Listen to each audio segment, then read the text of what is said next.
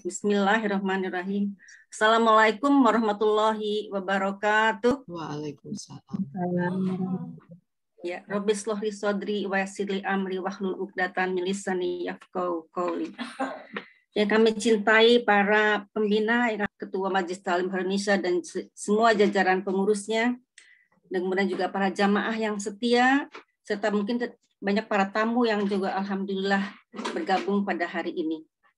Pertama-tama mari kita panjatkan segala puji dan puja kepada syukur kehadirat Allah Subhanahu wa taala yang telah melimpahkan rahmat, nikmat, taufik, hidayah dan inayahnya kepada kita semua sehingga kita masih bisa bertatap wajah dalam keadaan sehat yang prima, alhamdulillah, masih beri waktu, semangat, giat untuk menuntut ilmunya. Salawat teriring salam semoga senantiasa kita curahkan kepada junjungan Nabi besar Muhammad SAW, Nabi akhirul zaman, Nabi pemimpin umat yang menyelamatkan manusia dari zaman jahiliyah gelap gulita menuju zaman yang dipenuhi dengan cinta kasih kepada sesama. Insya Allah kita semua bisa meneruskan perjuangannya dan mendapatkan syafaat di akhir kiamat, di akhir zaman kelak.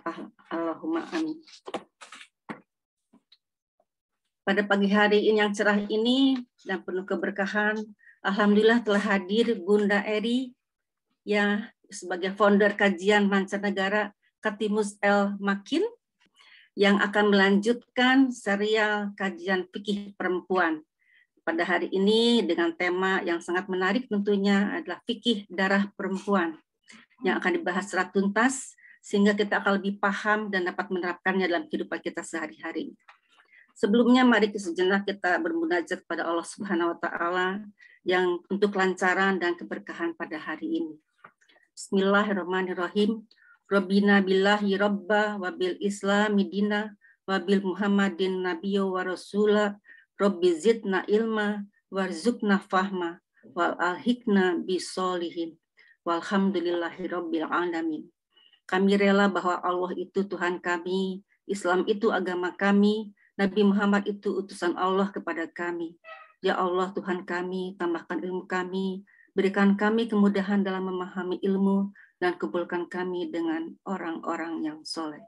Segala puji hanya bagi Allah Tuhan semesta alam. Amin ya rabbal alamin. Kepada Bunda Eri, waktu dipersilakan. Baik, terima kasih Ibu Lala. Mohon izin ya, kita mulai. Assalamualaikum warahmatullahi wabarakatuh. Alhamdulillahirabbil alamin. Hamdan yafuqu hamdal hamidin. Wassalatu wassalamu ala asyrafil anbiya'i wal mursalin wa ala alihi wa sahbihi ajma'in. Amma ba'du.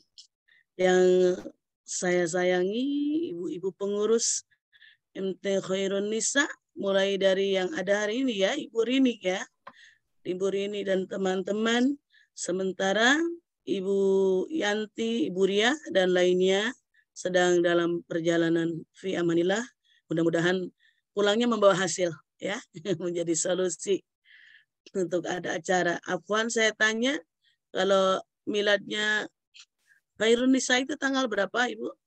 18 Maret Bu. Oh, 18 Maret. Jadi ya, kalaupun ada acaranya ya tanggal 18 Maret itu ya? Iya, kalau mungkin iya Bu. Terima kasih Ibu Rini infonya.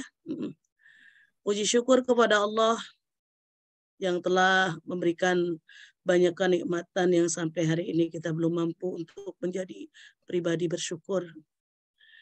Rasanya masih terlalu banyak kita mengeluh.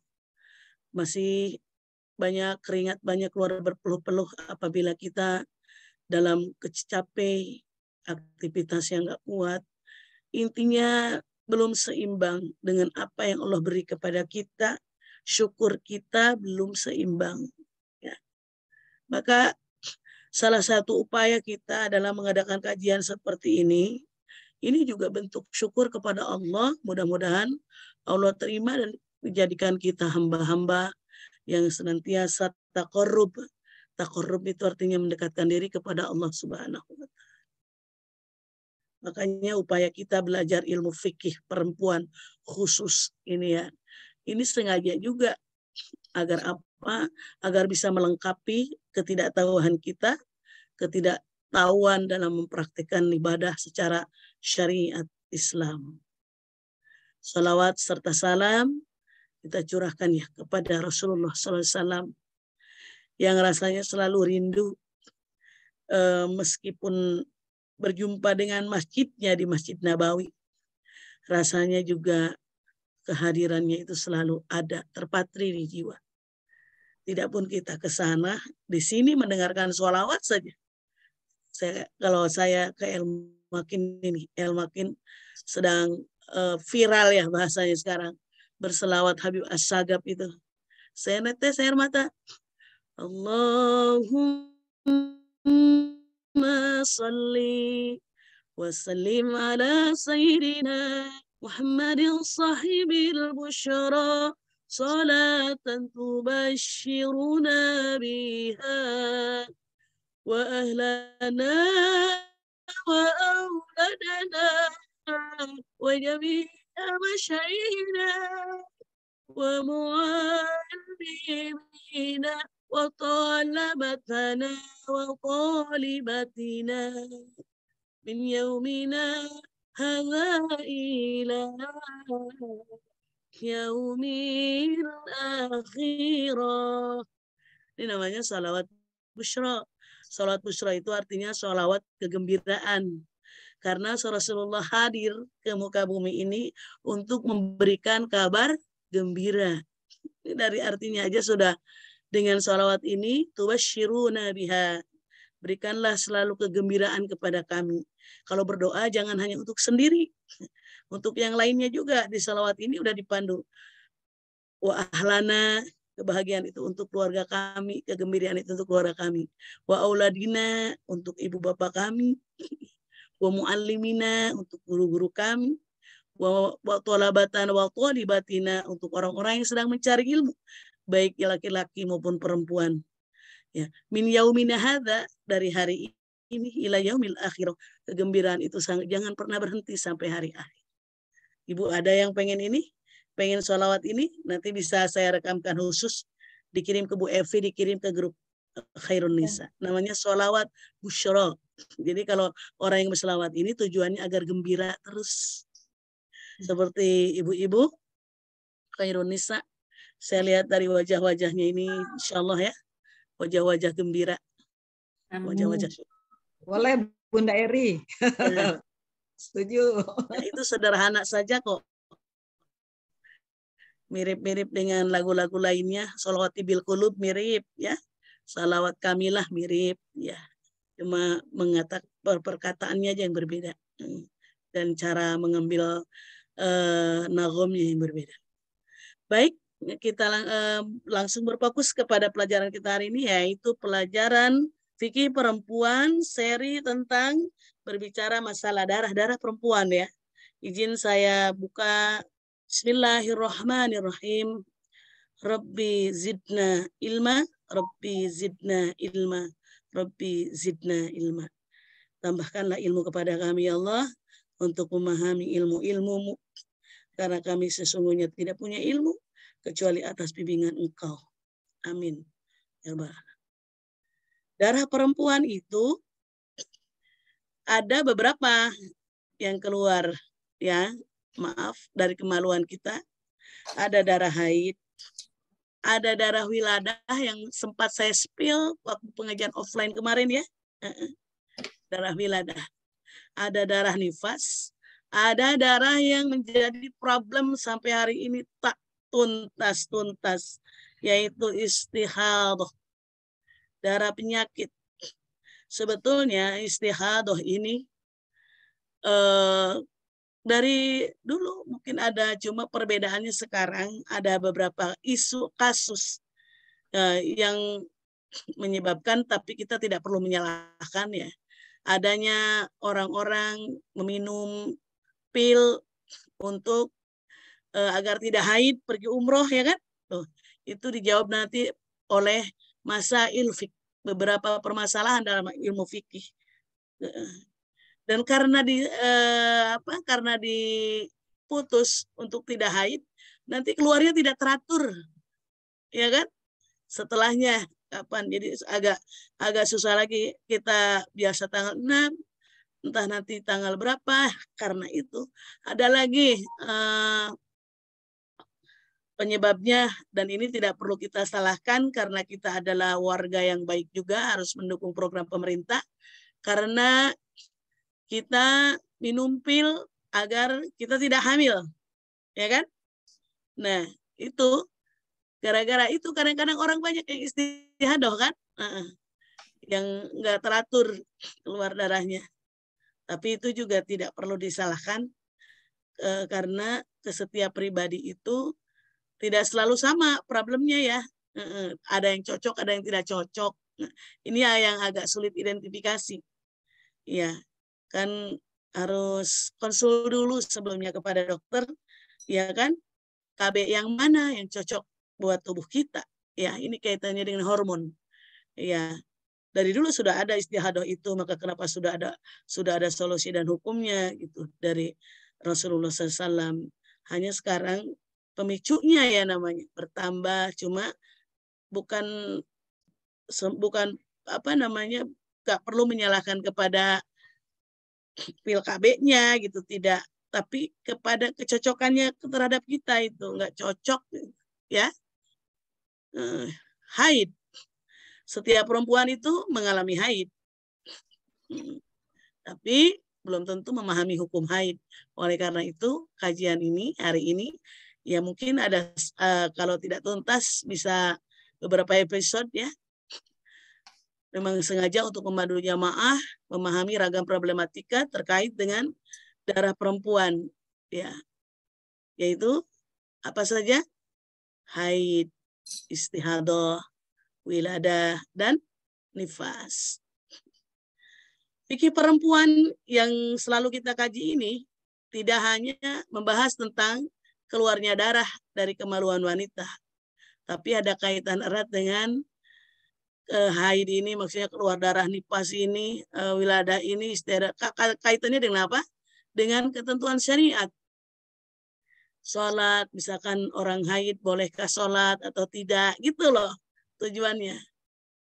Karena yang haid bukan hanya orang Islam kan, yang lain juga biasa haid. Agama-agama lain biasa haid juga. Tapi bagi orang Islam perbedaannya di sini, bukan hanya keluarnya darah dan habis itu bersih-bersih, bukan. Tapi bagaimana dapat menentukan hukum syariat yang berkaitan dengan ibadah-ibadah yang barusan diceritakan gitu ya. Termasuk hubungan suami istri, apa gimana Al-Qur'annya, gimana pembahasan yang benar di fikihnya. Jadi saya rasa belajar ini adalah termasuk penting ya. Penting untuk kita yang bisa kita transfer buat putri-putri kita di rumah ya, menantu-menantu kita di rumah, tetangga-tetangga perempuan. Kalau sudah ada yang punya informasi satu orang ilmu fikih yang benar, kita bisa transfer untuk yang lain. Ponakan bisa ya. Yang jelas mungkin tidak untuk nenek-nenek yang sudah menopause, itu udah gak nyambung lagi kalau sekarang diceritakan. Paling cerita ya, dulu mandi wiladah enggak. Itu lain ya. Jadi ini yang bakal cikal ya, terutama putri-putri kita dipandu ya. Jadi rumitnya tadi karena ada upaya orang mau pergi umroh biar ibadahnya gak terganggu, akhirnya minum pil, habis itu keluarnya di belakangan tidak teratur. Orang yang karena terlalu banyak anak minum pil KB untuk upaya ikhtiar, takut anak-anak apabila kebanyakan tidak dapat nafkah lahir batin, upaya ikhtiar nggak masalah. Tapi akhirnya nggak cocok haid, nggak cocok, bukan haid istihadah, haidnya tak teratur gitu ya. Nah itu dicari solusinya, bukan menyalahkan ya. Solusinya aja cari bagaimana caranya. Tidak terjadi demikian. Tapi sebelum membahas tentang permasalahan-permasalahan itu, Mari kita lihat haid secara yang sudah diajarkan oleh Rasulullah SAW dan dibahas kembali oleh para ulama di dalam kitab-kitabnya. Ya, ada ulama bernama Syekh Abu Suja, ini pengarang kitab Safinatun Najah ya. Di Ilmakin juga dikaji anak-anak ngaji fikihnya kitabnya ini Safinatun Najah. Apa itu haid? Ada juga Abu Suja mengarang kitab Takrib, namanya Fathul Qorib, Fathul Qoribul Mujib. Kalau tidak salah saya dulu umur 17 tahun menghatamkan kitab ini di Cikole, Ciamis, Jawa Barat. Saat itu ada 2 juz sama 4 juz kitab I'anatul Thalibin, ilmu fikih. Maka kalau saya berbicara di sini dengan ibu-ibu, bukan kelebihan ilmu ya, tapi punya pengalaman belajar fikih yang sangat lama. Apa itu darah perempuan? Nah, di sini darah yang keluar, kalau yang di sini ada 3 ya, karena wiladahnya dimasukkan ke nifas. Wayah rujuk, begitu bahasa Arabnya, kalau bahasa Arab gundul ya. Minal farji. Kalau ibu mau belajar boleh ya, kapan-kapan belajar bahasa Arab dengan saya sedikit-sedikit. Waw dan yakhrujunya itu fi'il mudhari. Min dari al-farji, farji. Minal farji, kenapa nggak parju, nggak parja? Boleh tuh ibu spill dikit-dikit biar lebih berilmu lagi. Kok bukan minal parju, Bunda Eri? Kok minal farji? Karena min itu huruf jar. Huruf jar itu biasanya depannya majrur. Apa dong bahasa tematiknya? Min itu memerintahkan al-farjinya kasroh, gitu saja. Minal farji. Kalau ada kata min dalam Al-Quran gitu ya. Berarti mina, oh depannya kasroh. Langsung. Namanya majrur, jar majrur. Minal farji. Wayah rujuk dan keluar minal farji, dari farjinya perempuan. Apa? Salah satu jadi fa'il namanya. Kata pelaku orang yang. Nah, misalkan gitu. Kalau ini bukan orang. Kalau salah satu itu fa'il. Apa? 3. Salah satu dima. Dima itu artinya darah. Ada 3 darah yang keluar. Apa? Al-haidu, ini maktub kepada salah satu. Berarti domah juga. Wan nifasu, ibu jangan pusing ya. Saya hanya ingin sepil biar ibu agak ngerti aja. Oh ini ada nahwu sorobnya. Kita bukan hanya belajar fikih. Ada terobosan baru. MT Khairun Nisa, belajar bahasa Arab. Wan nifasu wal istihadah.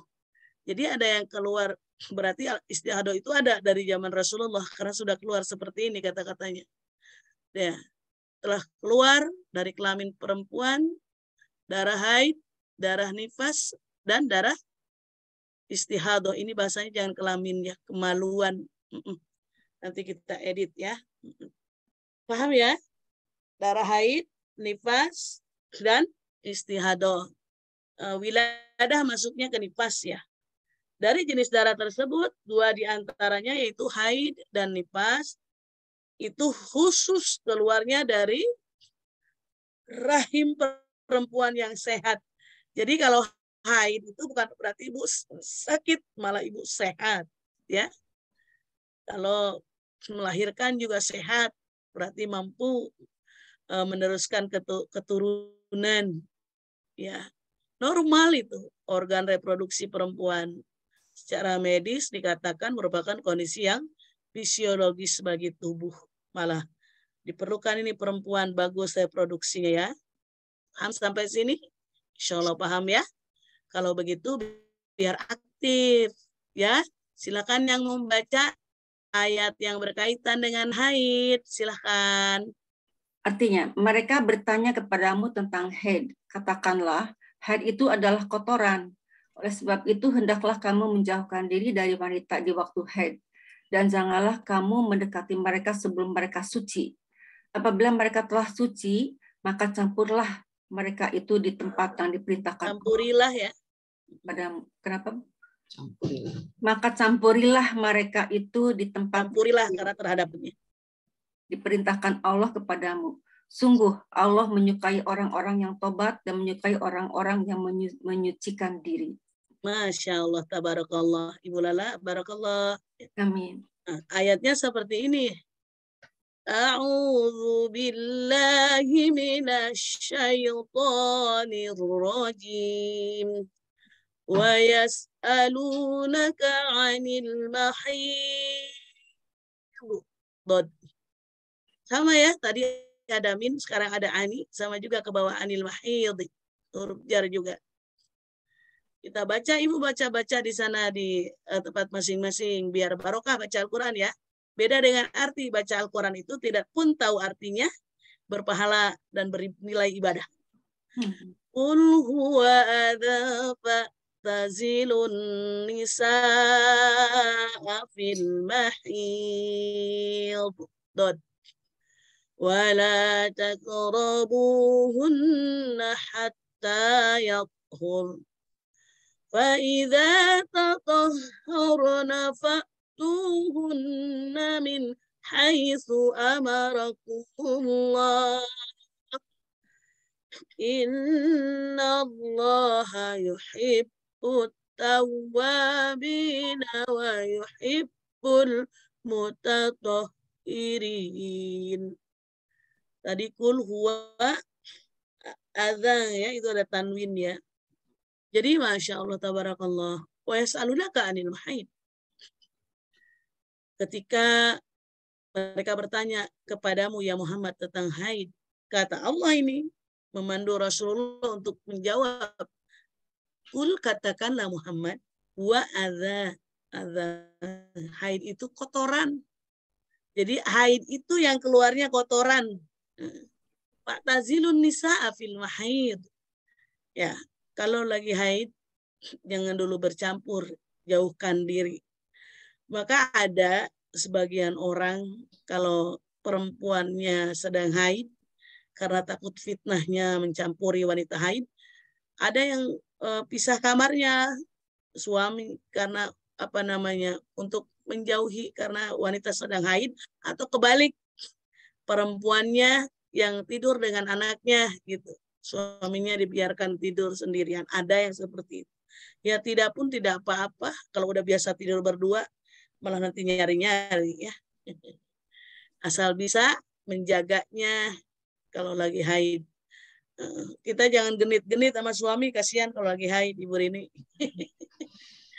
Iya, gara-gara kita kadang-kadang genit, ternyata kita lagi haid. Oh, nah ini kaitannya tadi. Orang haid itu ya bukan hanya berbicara tentang keluar darah, tapi tentang hukum. Oh, kalau sedang haid itu jangan bercampur. Gitu. Itu, tapi jangan juga dipakai kesempatan. Kalau suaminya nanya, mah, udah bisa? Belum, masih haid, masih ada kotoran. Jangan dijadikan alasan-alasan kalau udah suci ya.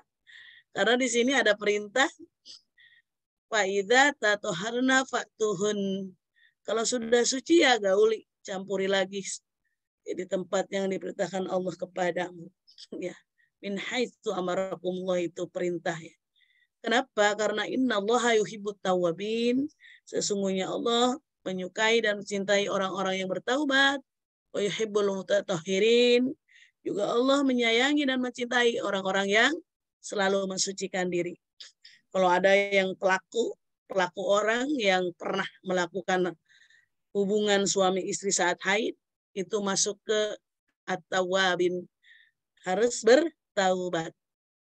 Gitu ya. Mentaubatinya itu. Kadang-kadang banyak juga yang berkata, maaf Bunda, saya terpaksa karena suami menginginkannya dan haidnya udah nggak banyak, tinggal tetes-tetes aja, tapi suami dari luar kota, katanya harus patuh kepada suami. Saya bilang, kepatuhan kepada suami jangan pernah luput untuk mengindahkan perintah Allah. Ya enggak?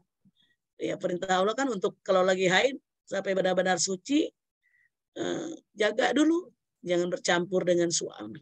Seperti itu. Ya, jadi problemnya yang tadi, ada yang udah 6 hari suci atau udah hampir suci, padahal belum benar-benar suci, tapi udah berhubungan badan dengan suami. Mudah-mudahan tidak ada ya di antara kita. Apalagi yang pengantin-pengantin baru ini yang harus sering kita kasih edukasi ya, bahwa mendahulukan perintah Allah itu penting, gitu, wajib. Karena pasti setiap perintah Allah itu ada hikmahnya ya.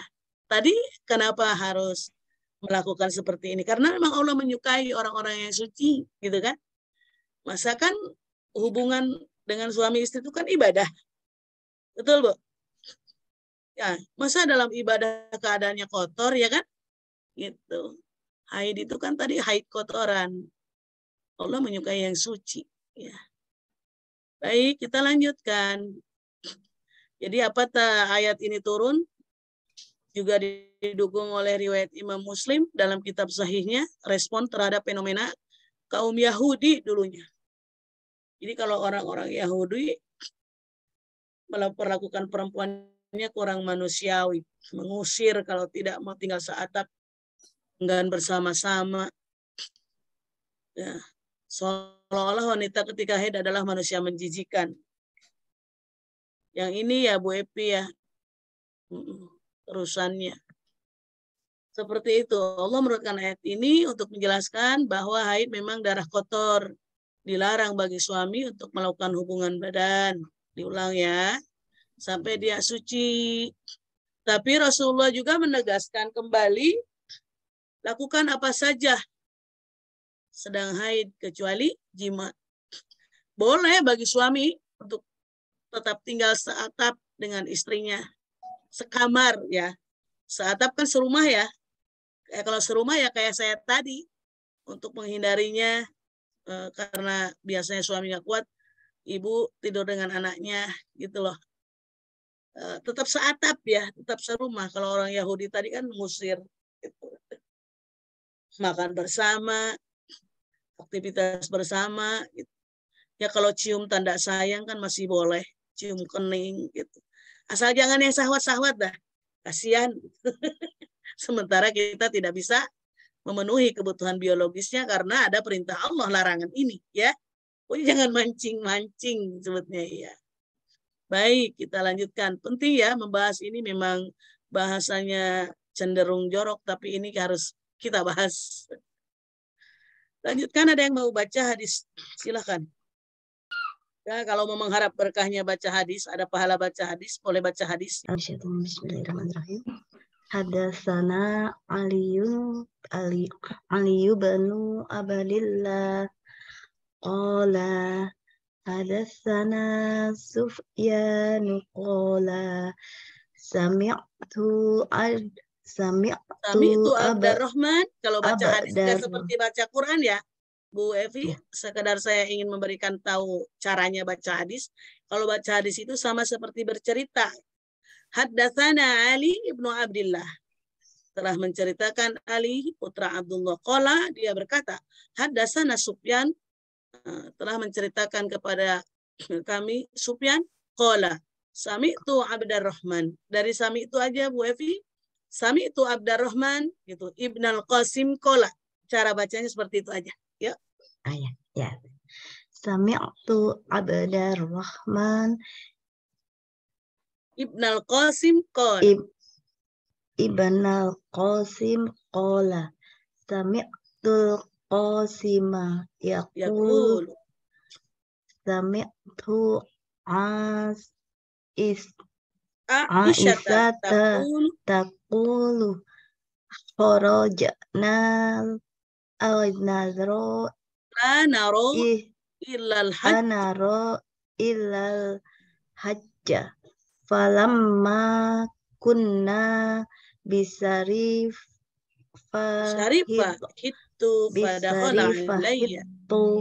fadakhala alai Rasulullah alaihi wasallam wa ana abki qala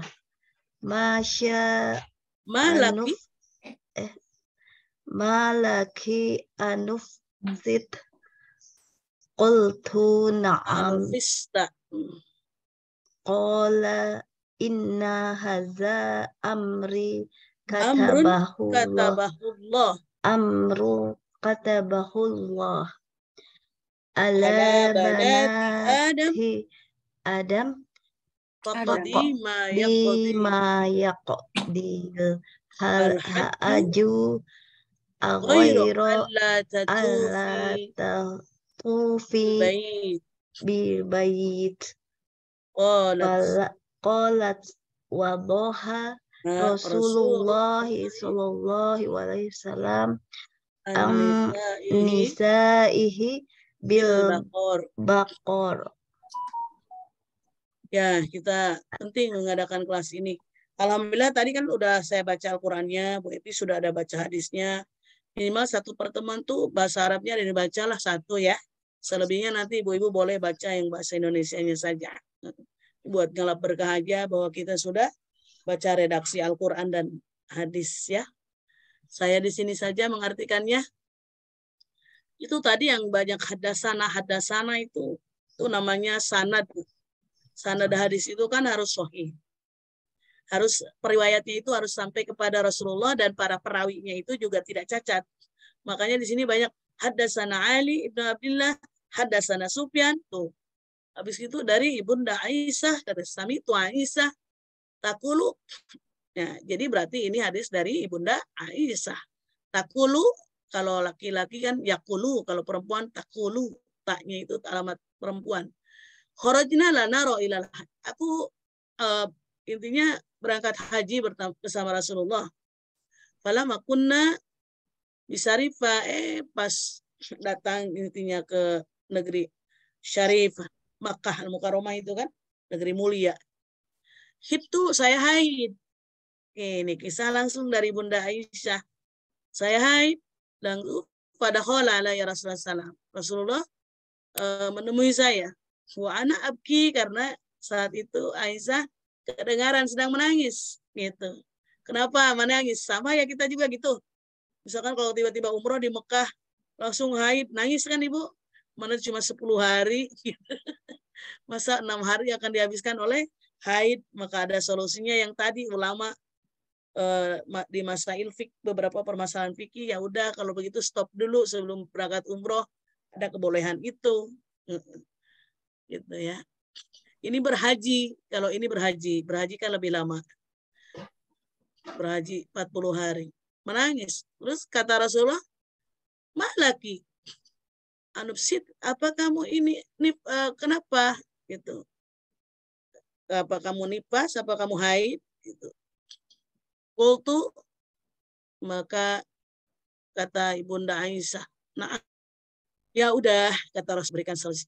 Inna hadza, kejadian ini, keluar haid ini, amrun, kata bahullah, memang sudah ada dari Allahnya, kalau bahasa kita, udah ketetapan, ala banati Adam, kepada keturunan Adam yang perempuan, banat tuh, bukan banin, kalau banin laki-laki, ini banat, anak perempuan, gitu. Faqdi ma yaqdi, ya udah lakukan saja yang kamu bisa lakukan, kata Rasulullah, kecuali ghairu alla tatufi tawaf. Jadi hukum orang haid itu tidak boleh sholat dan tawaf. Saat haji nggak boleh tawaf. Ibunda Aisyah berarti masih bisa mengerjakan yang lain. Berzikir, ya kan? Dan lain-lainnya. Sini ya artinya nih Bu. Nih, cara yang ditetapkan Allah untuk anak perempuan. Lalu Rasulullah fadoha tadi kan menyembelih sapi. Ya, untuk para istrinya di situ. Rasulullah itu selalu bersedekah sih Bu. Ya, tanda syukur itu ya sudah. Ya, Ibu kebayang ya Ibunda Aisyah itu kan dinikahi oleh Rasulullah itu gadis ya. Jadi masa kecil ya kan udah dinikahi. Jadi masa haid pertama aja Rasulullah tahu. Kan kalau kita enggak ya. Itu keistimewaan Ibunda Aisyah khusus untuk Ibunda Aisyah. Kalau di Indonesia saya rasa janganlah ada pernikahan dini. Rumit, kasihan. Pernikahan dini itu di bawah umur ya. Kalau umur 17 ke atas juga sebetulnya sudah mulai dewasa. Ini terbaca tidak, Bu? Cerita Aisyah ini untuk seluruh perempuan agar tidak bersedih kalau mengalami haid. Bu, kalau sebelum haid, PMS namanya ya. Itu ibu-ibu semua mengalami uring-uringan ya? Atau itu mitos atau fakta?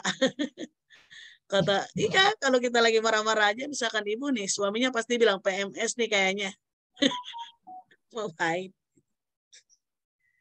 Jadi kalau lagi haid itu harus tenang juga ya. Jangan sedih.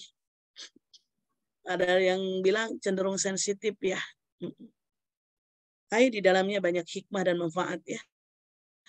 Ada hikmahnya apa? Pertama, latihan bagi perempuan menghadapi cairan sperma yang menjijikan untuk sebagian perempuan yang belum menikah ya. Karena ketika wanita menikah, ya harus siap menghadapi cairan lain selain haid. Ya. Mungkin ada yang kaget-kaget gitu kan. Kalau yang perempuan suci ya, mudah-mudahan banyaknya perempuan yang suci. Saya khawatir banyak yang sudah terbiasa mengetahui dan korban YouTube ya. Saya ngeri loh, Bu, sajian-sajiannya anak-anak. Anak saya sendiri kadang-kadang saya takut apa yang ditonton, takut karena muncul terus kalau di HP itu ya, semacam iklan-iklan video-video dewasa itu. Saya ngeri banget. Itu harus diatur kayaknya ya, supaya tidak menerima notif-notif seperti itu. Ngeri saya. Jadi orang-orang, anak-anak sekarang kadang-kadang sudah tahu hal-hal kayak gitu, padahal yang sebelumnya yang dulu tahu. Itu pendidikan yang harus kita selamatkan itu. Luar biasa. Kemarin saya juga melihat, mendengar tuh banyak yang viral. Ada semacam salah satu tempat chat ya Bu Evi ya, yang Singapura punya ya, MiChat ya. Nah, itu yang penggunanya banyaknya di Indonesia, coba 80%.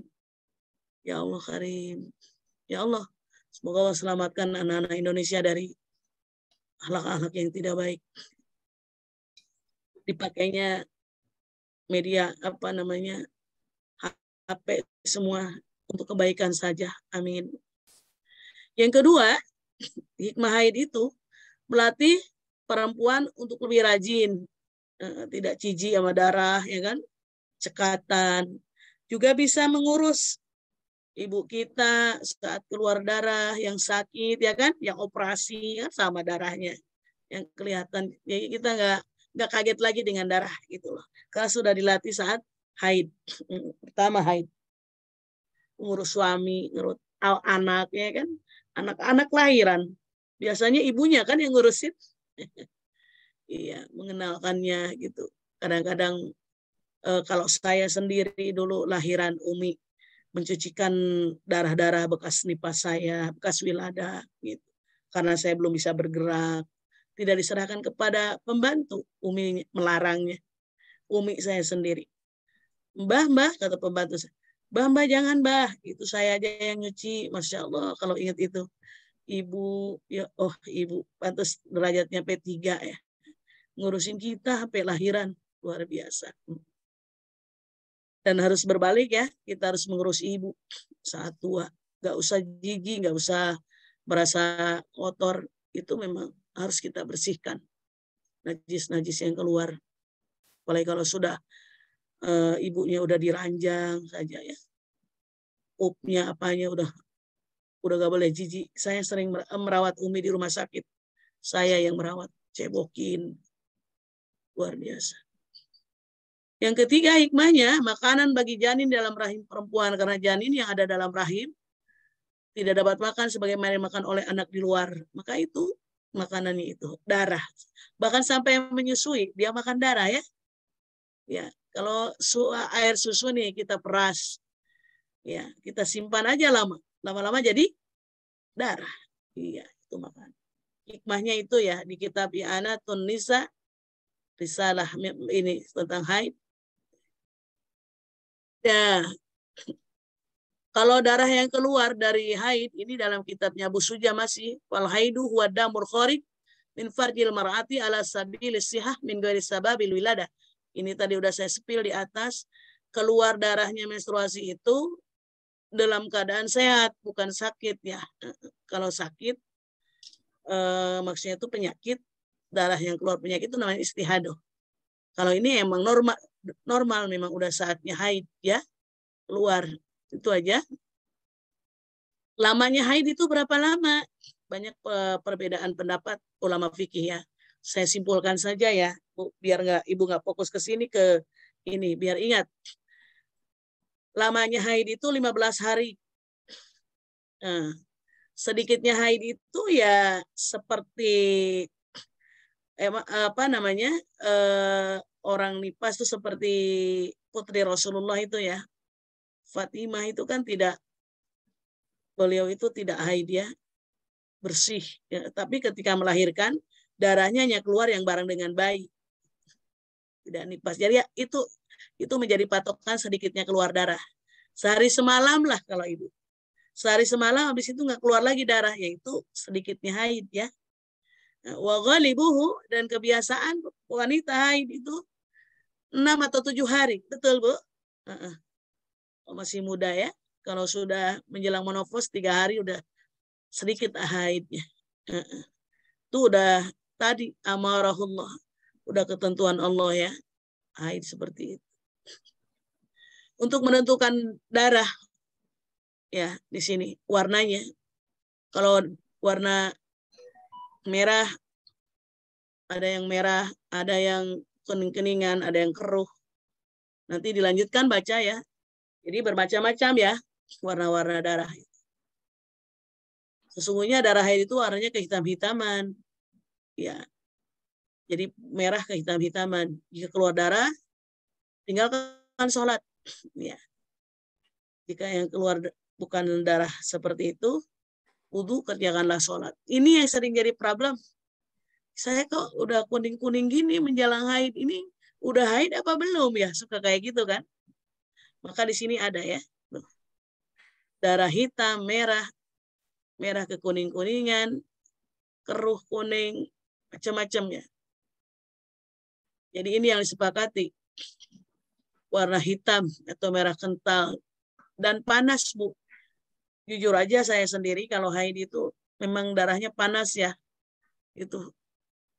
Maka alangkah baiknya kalau pakai pembalut tuh pembalut yang herbal tuh.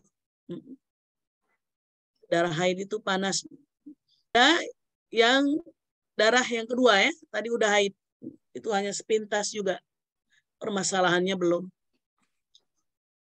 Darah wiladah adalah darah yang keluar bersama dengan keluarnya bayi. Kita kan tadi 4 ya. Pertama haid, sekarang wiladah. Darah yang keluar bersamaan dengan bayi. Imam Asy-Syafi'i mengatakan yang keluar setelah bayi itu. Jadi ini untuk yang mengetahui, kalau yang sudah-sudah nggak apa-apa. Diwajibkan untuk mandi wiladah. Ya, saya pernah bahas ini waktu offline. Ya, saya aja waktu itu habis melahirkan, Umi bilang mandi yuk katanya. Qadarullah ada 2 macam melahirkan saya. Yang pertama normal, lalu disesar, tetap disuruh mandi. Mandi katanya. Namun ulama ada yang berpendapat itu sunnah ya, tapi sunnah juga kan kalau dilakukan bagus ya.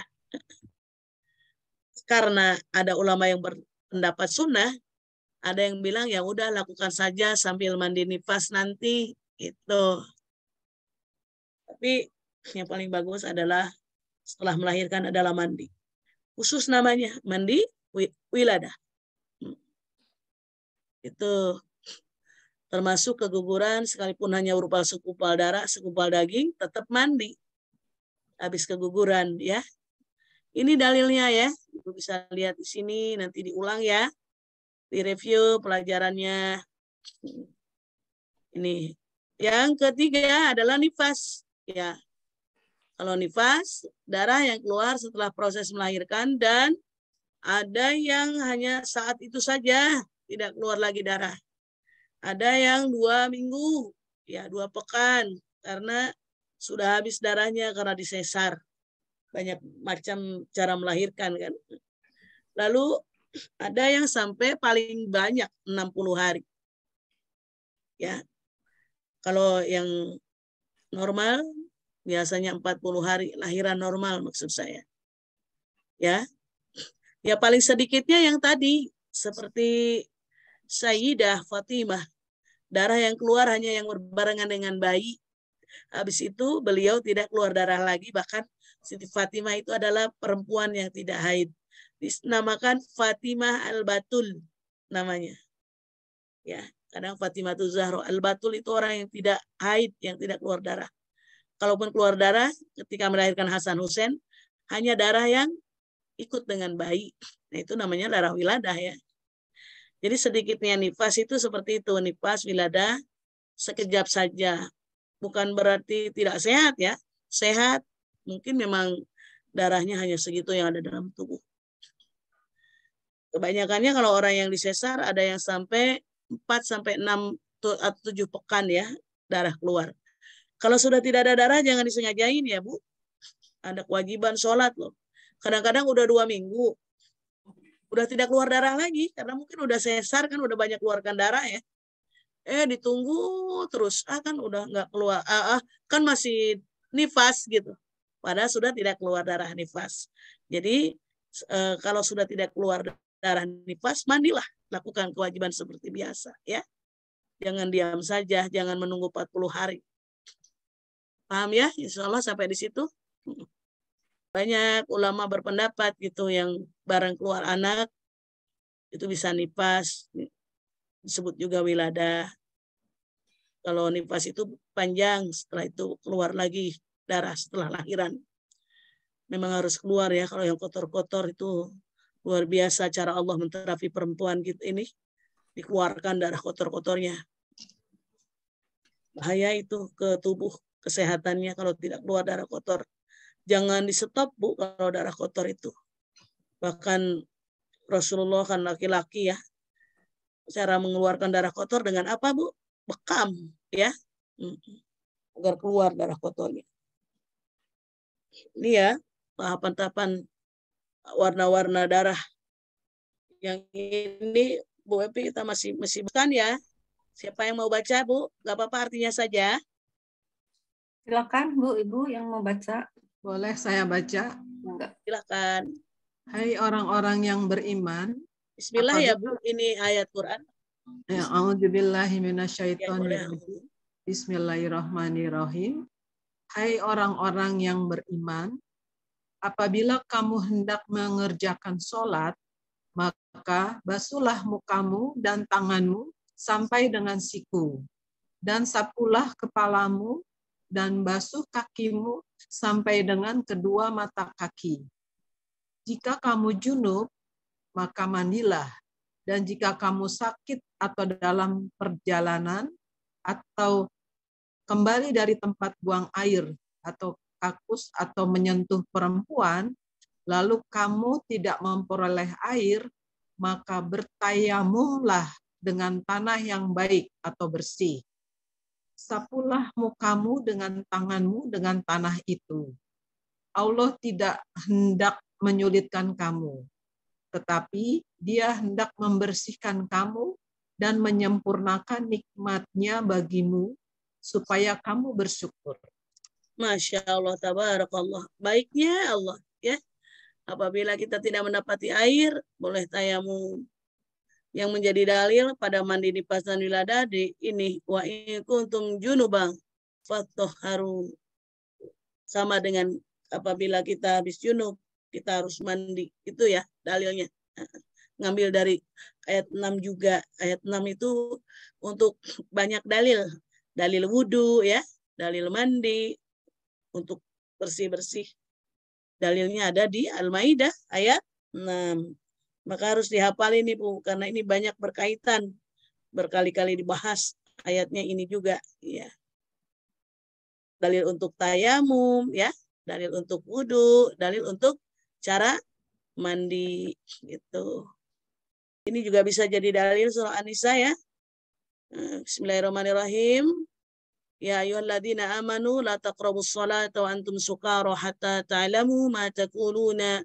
Yang ini dalilnya wala junuban. illa 'abiri sabilin hatta taghtasilu wa in kuntum marda aw ala safarin aw jaa ahadun minkum minal ghaid aw lamastumun nisa falam tajidu ma'a fatayammamu sa'idan thayyiba famsahu biwujuhikum wa aydikum innallaha kana afuwan ghafura. Masya Allah, tabarakallah. Allah tidak menghendaki kita sulit-sulit, Bu. Maka pelan-pelan saja nikmati prosesnya ya. Jangan bingung juga ya belajar fikih dengan saya ya. Nah, nikmati aja prosesnya. Niat mandi wajib setelah melahirkan atau selesai nifas seperti ini ya. Nawaitu nggak pakai L ya ini. Al-Ghusla mungkin masuknya. Nawaitu Ghusla. L-nya dibuang ya. Bu Evi bantu edit ya. Nawaitu Ghusla minan nifasi atau minal wiladati lirafil hadasil akbari lillahi ta'ala. Aku niat mandi wajib untuk mensucikan hadas besar dari nifas. Hadasnya termasuk besar. Dan wiladah karena Allah Ta'ala. Ya. Seperti itu ya. Kalau ingin menyeluruh aja nggak apa-apa, Bu. Yang biasa Ibu pakai mandi setelah berhubungan suami istri. Namanya itu Ghusla. Lirafil hadasil akbari. Nggak apa-apa. Ya. Langsung seperti itu tidak masalah. Nawaitu Ghusla lirafil hadasil akbari anjami'il badani ya lillahi ta'ala. Wajib ya, fardu berarti karena Allah Ta'ala. Mandinya mandi wajib, Bu. Ini ada fardu lillahi ta'ala. Tolong diedit lagi aja Bu Evi sebelum disebarkan ya. Tisha ini luar biasa. Saya kemarin memberikan materi, beliau sedang sibuk pun tetap mengetik seperti ini. Nah, ini lihat cara-caranya. Diperhatikan ya kalau mandi. Guyur air ke seluruh badan. Jangan dulu pakai sabun ya. Saya pernah spill kemarin yang saat kajian offline. Mensucikan itu bukan dengan sabun, tapi dengan air. Hati-hati. Sabun itu hanya pelengkap. Dulu tidak ada sabun yang wangi-wangi. Hanya sekarang aja ada. Dulu pakainya pohon bidara, daun-daun. Guyur air ke seluruh badan, mulai di kanan ya. Pertama mengguyur kepala 3 kali, terus bagian kanan 3 kali, bagian kiri 3 kali. Terus laksanakan secara berurutan. Seperti itu mandi ya. Baik itu mandi haid, mandi nifas, mandi wiladah, mandi berhubungan suami istri. Sama ya. Itu ya. Jadi mandi kepala 3 kali, tapi kalau rambutnya banyak mungkin lebih ya. Belum kena kulit, karena yang harus kena juga kulit, bukan hanya rambut. Rambutnya juga wajib. Kulitnya takutnya belum kena. Itu lakukan saja kelipatannya. 6 kali kepala saya baru benar-benar basah sampai kulit, mungkin begitu. Kelipatan-kelipatannya ya, 3 kanan, 3 kiri gitu. Jika seorang telah memenuhi ketiga rukun mandi, disertai dengan niat, ya niatnya harus direvisi dulu tadi, maka itu sudah dianggap sah mandinya. Mandi wajib soalnya ya. Kalau menggunakan shower, pancuran, zaman dulu ada pancuran tuh. Ada yang dari sawah, airnya pakai bambu, saya masih ngalamin, Bu. Kalau sekarang kan shower, luar biasa. Ya diperkirakan saja. Jangan juga berlebih-lebihan dalam air ya. Makruh hukumnya. Kadang-kadang anak-anak sekarang gini. Misalkan Kanida, kau di kamar mandi lama amat. Maaf Bun, soalnya ini mandi wajib habis Said. Saya bilang apa bedanya ya? Sama aja gitu. Ada alasannya anak-anak gadis kayak gitu, Bu. Mandi ini mandinya lama, soalnya ini kan mandi wajib. Saya bilang lama mungkin karena teliti kayak tadi, atau mungkin gosok-gosoknya yang lama. Ada lagi yang sunnah-sunnahnya sebelum mandi, istinsyak, ya, membersihkan kotoran dari hidung, istinsyak, gosok-gosok badan, ya, membasuh kedua tangan sebanyak 3 kali, wudu lah, ya, sebelum mandi itu. Anda boleh cuci tangan dengan sabun tuh, karena untuk menghindari bakteri. Paham ya, Bu? Insya Allah ya, ini rangkaiannya. Biar dibaca ulang, pelan-pelan aja. Nah, ini istihadoh, Bu. pembahasan istihadah mau dijadikan yang kedua saja ya. Pembahasannya sangat panjang. Ini hanya sekilas saja saat ini saya ya. Istihadah itu adalah darah yang keluar sudah melebihi batas waktu yang tadi saya bilang. Kan tadi dibilang lamanya haid itu 15 hari haid ya. Saya tidak bisa belum bicara nifas haid. Hari ke-16 masih keluar darah, itulah istihadah. Jadi ke-15 dengan malamnya, begitu ke hari ke-16 paginya masih keluar darah ini. Ada yang melapor kepada Rasulullah karena di sini ada hadis-hadisnya. Itulah istihadah. Sampai istihadah ini, Ibu Lala mohon dipandu supaya ada yang bertanya dulu yang di atas-atas. Silakan Ibu dipandu. Silakan Ibu yang mau membacanya, silakan gantian. Bismillahirrahmanirrahim. Darah istihadah. Istihadah, ya. Istihadah. Istihadah secara bahasa adalah masdar dari istihadat al-mar'ah. Artinya wanita itu sedang mengalami darah istihadah. Sedangkan wanita mustahadah ialah wanita yang darahnya mengalir dan tidak berhenti mengalir pada hari-hari yang tidak biasa. Secara istilah, mazhab Hanafi mengistilahkan istihadah ialah darah penyakit yang keluar bukan dari rahim. Sedangkan mazhab Asy-Syafi'i mendefinisikan istihadah ialah darah penyakit yang mengalir dari saluran rahim paling bawah yang disebut adzil. Sedangkan Ar-Ramli mendefinisikan bahwa darah istihadah adalah darah yang ditemukan oleh perempuan pada dirinya selain darah haid dan nifas, baik darah itu bersambung dengannya atau tidak.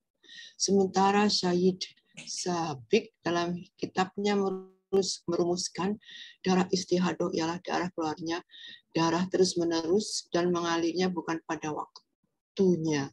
Banyak sekali ya ininya definisinya. Ya, jadi supaya orang-orang tuh, karena kalau ini kajiannya kajian umum, Ibu. Kalau saya kajiannya mahasiswa kayak gitu. Sebutkan semua pendapatnya. Jadi kita bisa tahu mana sebetulnya kaul-kaul yang biasa kita pakai. Ya. Karena kan kalau kajian secara umum, kita tidak tahu apakah kita sedang berbicara dengan yang biasa menggunakan pendapat Hanafi, atau Abu Hanifah atau Asy-Syafi'i gitu loh. Ya, jadi semua benar ya Bu? Betul. Semuanya benar karena kaul ulama yang 4 itu imam madhab saya sebutkan ya. Pertama adalah Imam Asy-Syafi'i, Abu Hanifah, Imam Hambal, Imam Malik. Ya, semua pendapat itu bisa dikondisikan. Termasuk misalkan Ibu yang di sini kan tadi ada dalam ayat Al-Quran ya, kalau kita bersentuhan dengan perempuan lain, berwudulah. Tadi ada dibacakan. Tapi gimana kalau di Mekah? Gitu. Itu Imam Malik mengatakan ya tidak batal. Itu. Kalau tidak ada rasa syahwat. Solusi ya Bu. Dan imam-imam ini bukan orang-orang imam yang sebenar-benarnya berbeda pendapat Bu. Itu hanya berbeda temuan. Temuan yang bisa dijadikan solusi bagi akhir zaman ini. Karena itu sama Imam Asy-Syafi'i berguru kepada imam-imam yang lain. Imam Asy-Syafi'i itu yang paling muda. Ya. Itu guru-gurunya yang 3 itu. Iya. Gitu. Sedangkan Syahid Sabiq. Jadi Ibu nggak usah takut kalau misalkan gini, kita pakai imam yang lain gitu. Ya nggak apa-apa, orang itu memang disiapkan untuk menjadikan solusi-solusi model sekarang sholat. Orang-orang pengantin, bagaimana ini pengantin sholatnya? Bedaknya udah tebal banget. Gitu. Carilah di kaul-kaul ulama yang memberikan solusi ya. Keringanan cara melakukannya. Sholat pengantin boleh jamaah apa tidak, begitu. Gitu. Jadi banyaknya pendapat-pendapat itu jangan pusing. Tapi itu cari solusi yang tepat, pada saat yang tepat, pada saat yang darurat ya. Gitu. Kalau saya pribadi sih kebanyakan menggunakan kaul Asy-Syafi'i.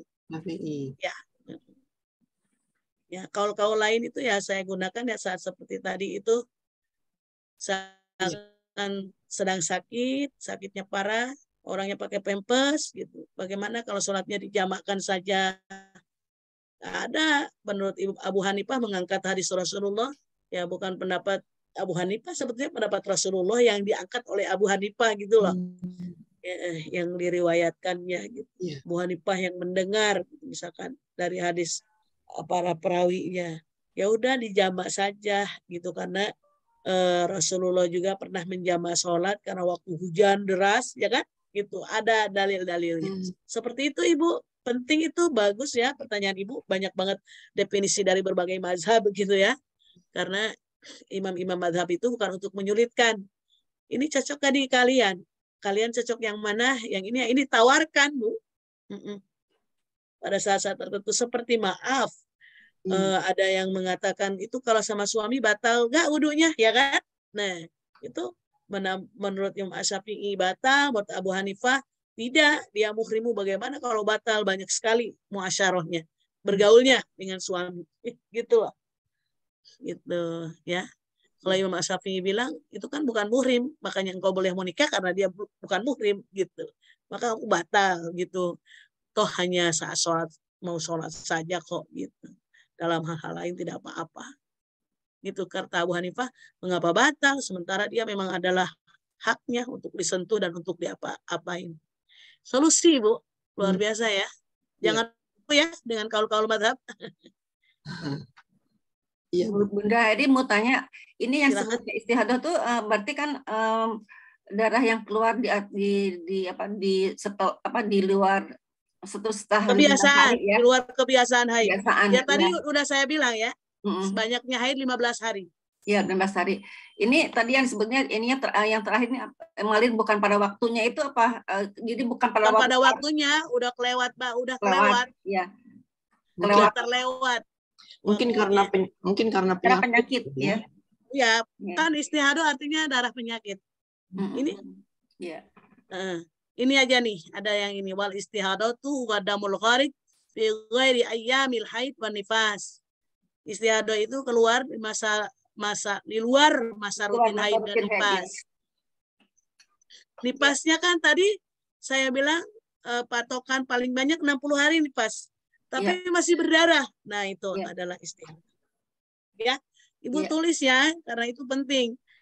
Masa banyaknya haid 15 hari. Masa banyaknya nifas 60 hari. Ya. Luar dari itu masih keluar darah, itulah yang dinamakan darah istihadah. Ya. Dalam Syarah Kifayatul Ahya ada juga yang kita Bulughul Maram, saya nggak bawa ke sini ya. Jadi keluarnya darah istihadah itu penyakit, Bu. Ya. Penyakit akibatnya apa? Kita cari di bawah. Ya. Ada sebabnya, tunggu ya. Kita lihat. Saya udah ini penyebabnya. Ada yang bengkak rahim, bengkak leher rahim, pembekakan atau sesuatu hal pada kemaluan. Ini penyebabnya ini. Maka keluarlah darah istihadah. Tidak sehat, Bu. Kalau haid, darahnya yang keluar adalah darah sehat. Sehat. Jadi istihadah itu tidak sehat keluar. Dan itu bukan dari rahim ya. Tapi misalkan rahimnya bengkak, terus di bawah rahim tadi yang menurut Asyafi'i. Di bawah rahim. Dari ovari. Rahim, ya. Bukan di tempat, maksudnya bukan keluar di tempat yang darah keluar haid dan nifas. Paham ya? Ya, misalkan kita susah ya menerangkannya bagian dalam. Kalau haid dan nifas biasanya keluarnya dari rahim. Tapi ini istihadah bukan dari situ. Keluar rahim. Keluarnya. Ini ada nih dari irkun, urat yang luka.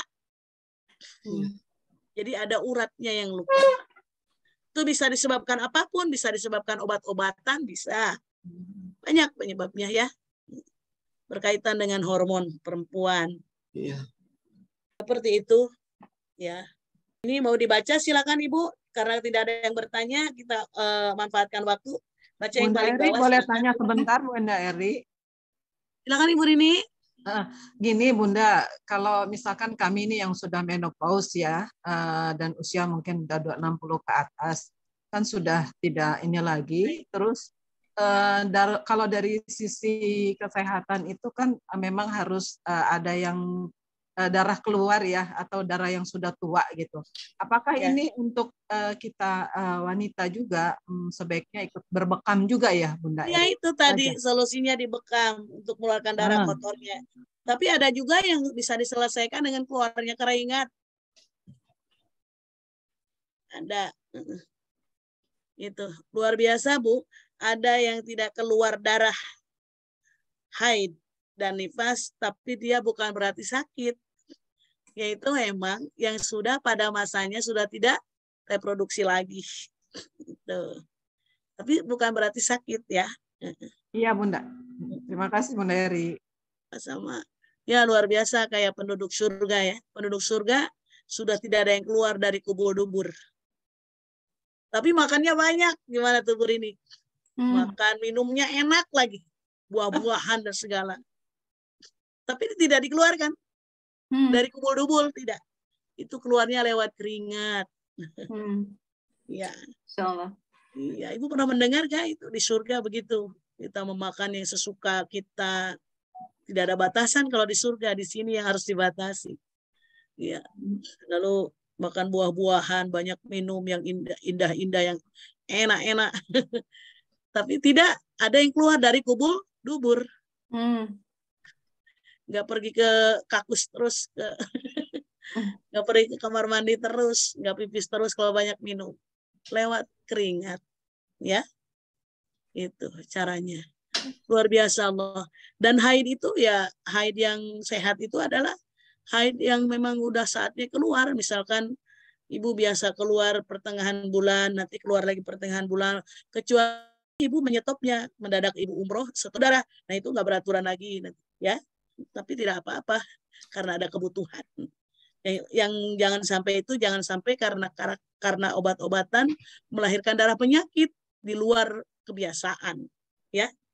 Nah kalau yang keluar darah penyakit itu wajib sholat, ya. Hari ke-16 darahnya banyak, Bunda, misalkan ya udah pakai softteknya itu yang banyak, yang tebal gitu, agar tidak kamu kena, tidak menetes, karena kan tetap kalau hukum darah tetap najis hukumnya, ya, supaya nggak kemana-mana, karena itu nggak bisa diganti lagi dengan yang lain, tetap wajib sholat. Seperti itu, Bu. Ya, silakan lagi ada yang. Jadi ada dua ya. Silakan, Ibu. Silakan. Ada dua kondisi wanita haid, ada yang mubtada'ah, ada yang muqta'adah. Yang keluarnya yang belum punya kebiasaan, ada dua, yaitu dapat membedakan warna darah ya. Kalau yang paham itu ini bukan darah haid, kan darah haid udah didefinisikan tadi. Kehitam-hitaman gitu kan. Ini darahnya darah seger gitu. Yang udah biasa mungkin tahu. Ada juga yang tidak biasa, adalah tugasnya mengamalkan sesuai kebiasaan, di sini tidak perhatikan perbedaan darah. Jika bisa membedakan warna darah, maka itulah yang dipakai. Kalau tidak bisa membedakan warna darah, maka lihat pada kebiasaan wanita umumnya, udah lebih dari 15 hari, udahlah itu istihadah gitu ya. Dan kalau gini, Bu, maaf, problem yang tadi saya ceritakan di awal, orang-orang KB-nya nggak cocok, ya. Oh ya, bisa pendarahan ya, bleeding itu ya. Nah itu gimana caranya, gitu loh. Yang mana yang wajib sholatnya? Kan ada masa haidnya ya sebenarnya, gitu loh. Itu bagi dua. 15 hari dia wajib sholat, 15 hari itu masukkan ke darah haid. Itu karena kita nggak bisa mengecek juga apakah itu darah keluarnya dari rahim, apa dari urat yang tadi itu loh, leher rahim. Dan cara mengidentifikasinya pada apa? Pada kebiasaannya. Misalkan sebelum dia pendarahan itu, dia biasa haid tanggal 15. Paham nggak, Bu? Ya. Berarti itu yang 15 sampai tanggal 30, anggaplah itu haid. Paham? Ya. Ya, pada kebiasaan yang mana? Kebiasaan terakhir sebelum dia pendarahan. Siklus yang normalnya ya. Betul, secara siklus normal. Yang sebelum dia pendarahan ya. Karena kan kita selalu berubah-berubah. Seperti saya kadang awal bulan sampai 6 bulan begitu. Nanti selanjutnya agak telat seminggu berubah jadi pertengahan bulan. Yaitu memang qadarullah. Ya. Jadi kalau misalkan sebelum pendarahan, saya selalu haid tanggal 15. Anggap nih tanggal 1 sampai tanggal 15-nya, karena kan 15 hari ya, suci 15 hari, haid 15 hari. Maaf, tadi saya nggak bahas batas sucinya juga. Batas sucinya juga 15 hari, Bu. Kalau misalkan kita udah 15 hari suci nih, 15 hari saya sudah suci. Tiba-tiba di hari ke-16 saya keluar darah. Loh kok cepat amat? Ya haid. Paham ya? Ya. Batas suci perempuan 15 hari juga. Saya haid nih. Hari ini tanggal berapa ini, Bu? 21.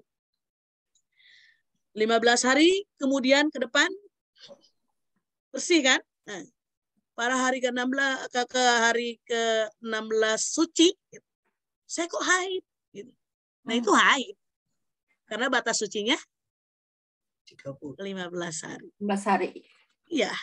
Batas suci 15 hari, batas haid juga 15 hari. Itu aja sederhananya itu. Baik. Bu, ada yang ditanyakan Ibu? Jangan merasa beban dan pusing ya, Bu. Diulang-ulang saja nanti dilihat ya. Iya. Karena ini memang kebutuhan perempuan. Ini ada yang mau baca hadis lagi, silakan kalau nggak ada yang bertanya. Bu Rina mungkin baca, silakan. Bahwasanya Fatimah binti Abi Hubais pernah bertanya kepada Nabi Shallallahu Alaihi Wasallam. Dia berkata, aku pernah istihadah dan belum suci. Aku pernah istihadah. Apakah aku pernah istihadah dan belum suci? Apakah aku mesti meninggalkan sholat? Meninggalkan sholat? Nabi Shallallahu Alaihi Wasallam menjawab, tidak, itu ada penyakit.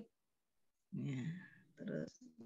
Namun tinggalkanlah sholat sebanyak hari yang biasanya kau seluruh itu. Kemudian mandilah lakukan sholat. Kemudian mandilah. Dan ya dari hadis Bukhari nomor 3. Ini yang saya barusan bilang itu. Tidak keseluruhannya darah penyakit yang keluar ya. Itu. Tidak seluruhnya, tapi hitunglah sejumlah ada haidnya gitu di antara istihadah pendarahan itu.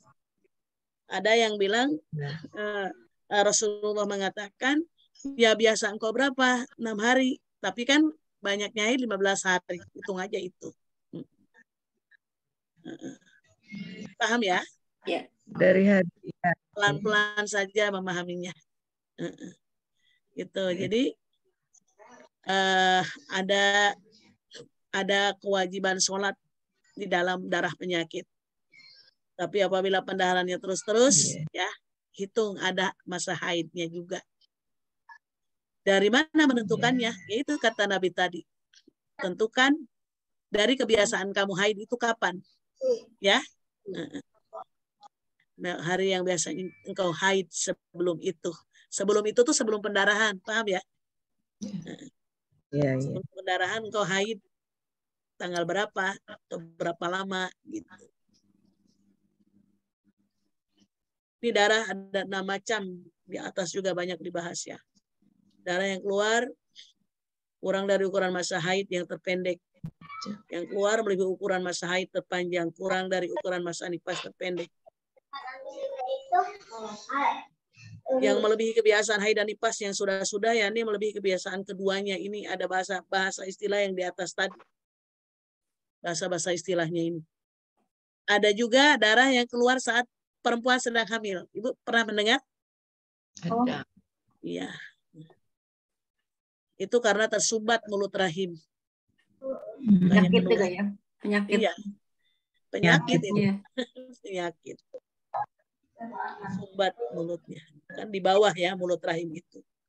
Perempuan yang sedang haid atau nifas diharamkan melakukan amalan keagamaan yang diharamkan atas orang sedang junub.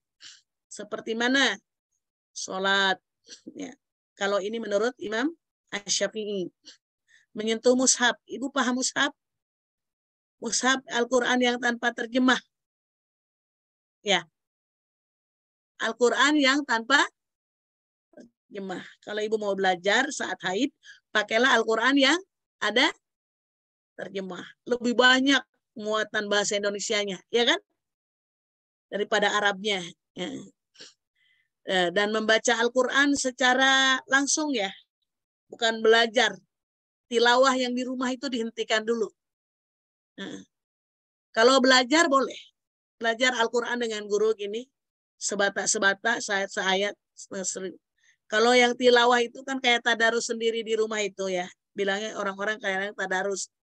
Itu jangan dulu, stop. Tidak puasa, ya, baik puasa sunnah maupun fardu. Ya.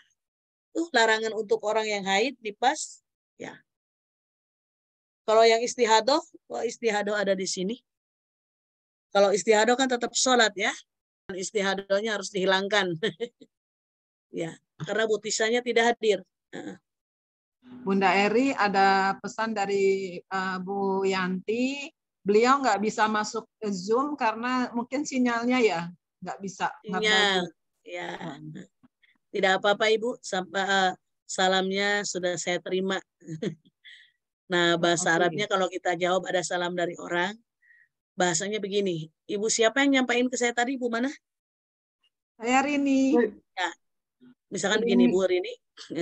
Alaiki wa alaihassalam. Itu jawabnya. Kepada Ibu Rini, juga kepada Ibu Yanti, semoga Allah berikan keselamatan. Jadi kalau ada orang salam, itu jawabannya Bu ya. Kalau perempuan, alaiki. Ki itu perempuan. Ke Bu Rini.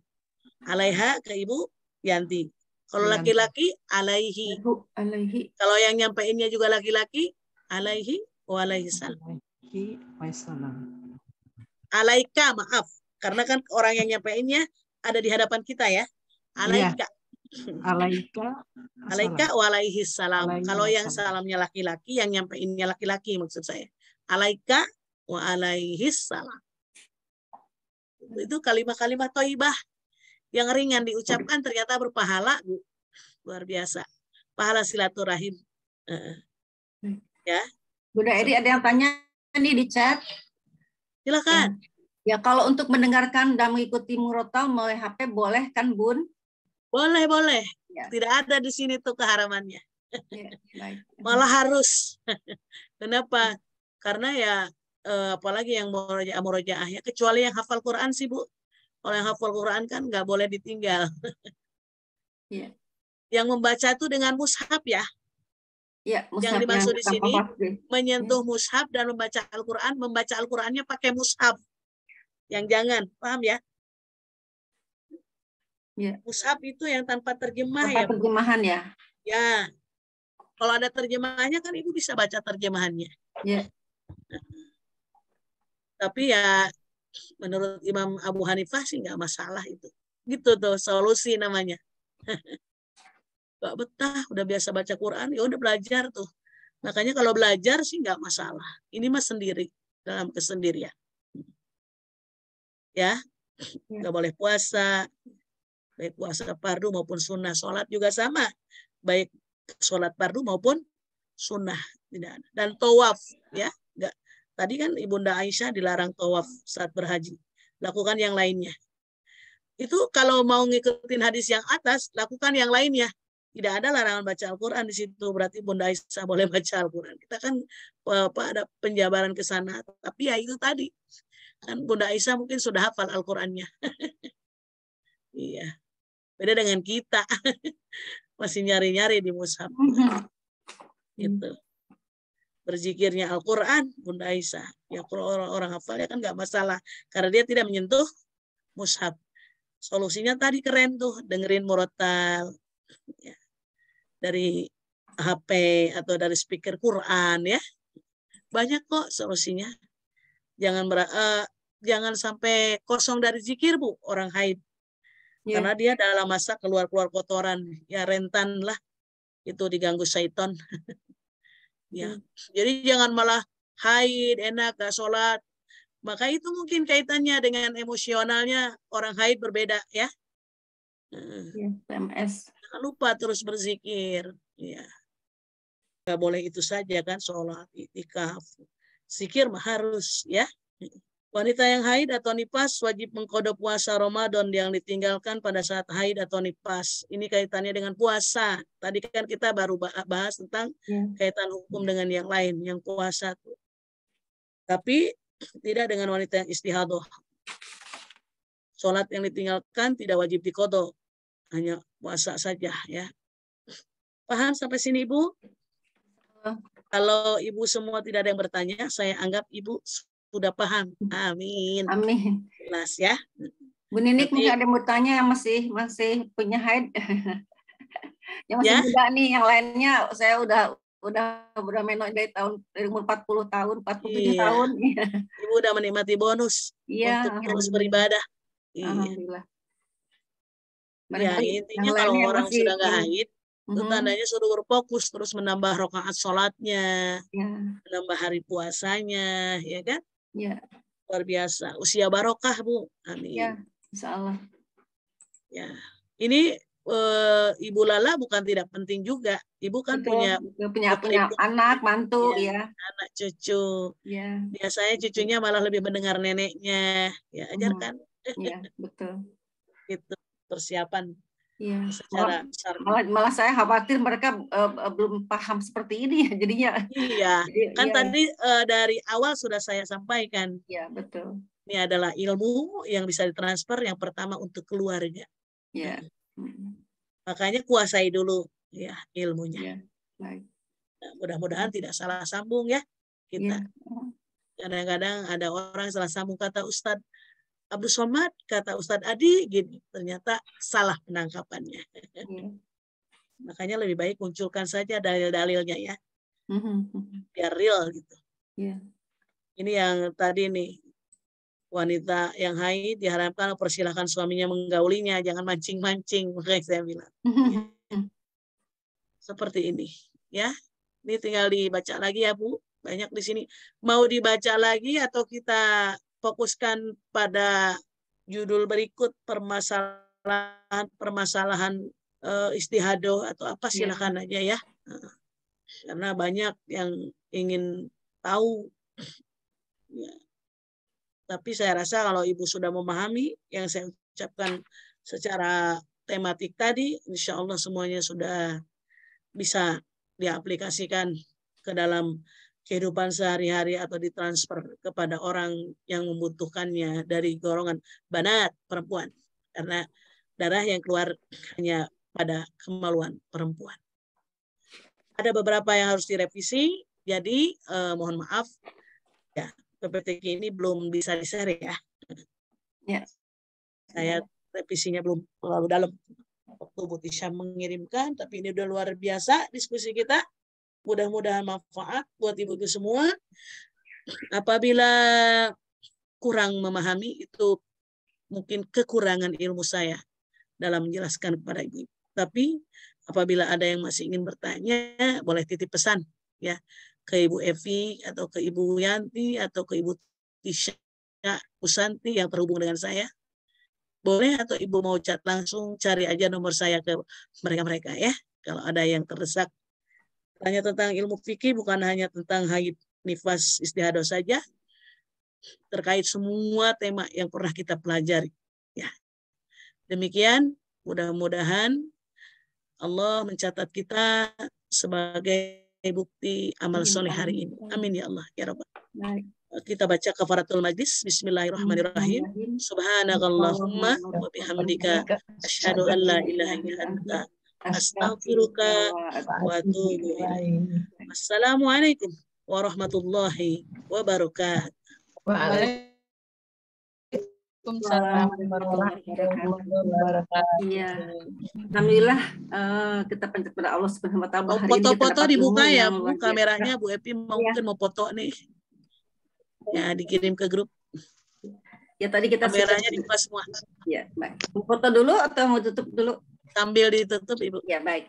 Jadi tadi kita sudah mendengarkan mengenai hukum-hukum haid, nifas, kemudian beberapa yang apa kaitannya dengan masalah ibadah kita, kemudian hukum-hukumnya, dan juga yang dikupas dari Al-Quran dan juga hadis. Jadi ternyata banyak yang belum kita pahami, dan mudah-mudahan ilmu ini kita bisa sampaikan pada keluarga, pada anak, tentu orang-orang sekitar kita yang kita cintai. Itu saja. Jadi mudah-mudahan nanti akan ada kelanjutannya dari fikih ini yang masih belum tuntas disampaikan. Apabila dibutuhkan, baik ya. Itu saja. Mudah-mudahan Allah meridhoi ibadah kita hari ini dan kita tetap kesehatan lahir batin dan sampai dengan keberkahan kita di dunia dan akhirat. Assalamualaikum warahmatullahi wabarakatuh. Doa sudah diberikan ya, doa. Terima kasih.